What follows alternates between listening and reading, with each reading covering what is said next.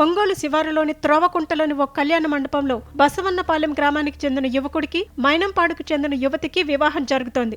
అంతా పెళ్లి పనుల్లో నిమగ్నమై ఉన్నారు. కాఫీలు తాగారా, టిఫిన్లు చేశారా అంటూ ప్రతి పెళ్లిళ్లలో కనిపించే దృశ్యం ఇక్కడ కూడా కనిపించింది. ఇద్దరు పడుచులు అందంగా ముస్తాబై పెళ్లి మండపంలో సందడి చేస్తున్నారు. వధువు తరపు బంధువుల్లాగా వ్యవహరిస్తూ పెళ్లి కుమార్తెకు కేటాయించిన గదిలోకి వెళ్లారు. అక్కడ ఎవరూ లేకపోవడంతో వధువుకు చెందిన 158 గ్రాముల బంగారు నగలు, 1,50,000 నగదు తీసుకుని హడావుడిగా గది నుంచి బయటకు వచ్చారు. హడావిడిగా వధువు గది నుంచి బయటకు వస్తున్న ఈ ఇద్దరు దొంగలను వధువు తరపు ఓ మహిళ గమనించింది. ఎవరు మీరు, ఏంటి హడావిడి అని ఆమె కాస్త గట్టిగానే అడిగింది. దీంతో వారు హిందీలో పొంతన లేని సమాధానాలు చెప్పి వెళ్లిపోయారు. ఆ తర్వాత వధువు గదిలో నగలు కనిపించడం లేదన్న సమాచారం ఆలస్యంగా తెలుసుకున్న పెళ్లి పెద్దలు చోరీ జరిగిందని తెలుసుకున్నారు. ఒంగోలు తాలూకా పోలీసులకు ఫిర్యాదు చేశారు. వెంటనే అక్కడికి చేరుకున్న పోలీసులు కళ్యాణ మండపంలో పరిశీలించారు. 158 గ్రాముల బంగారు నగలు, 1,50,000 నగదు చోరీకి గురయ్యాయని పెళ్లివారు ఇచ్చిన ఫిర్యాదు ఆధారంగా పోలీసులు కేసు నమోదు చేసి దర్యాప్తు చేపట్టారు. చోరీకి పాల్పడిన వ్యక్తులు ఇతర రాష్ట్రాలకు చెందిన వారిగా అనుమానిస్తున్నారు. వీరి సంగతి ఇలా ఉండగా అదే పెళ్లికి వచ్చిన ఓ పెద్ద మనిషి జేబులోని 20,000 నగదు కూడా పోయిన సంగతి వెలుగులోకి వచ్చింది.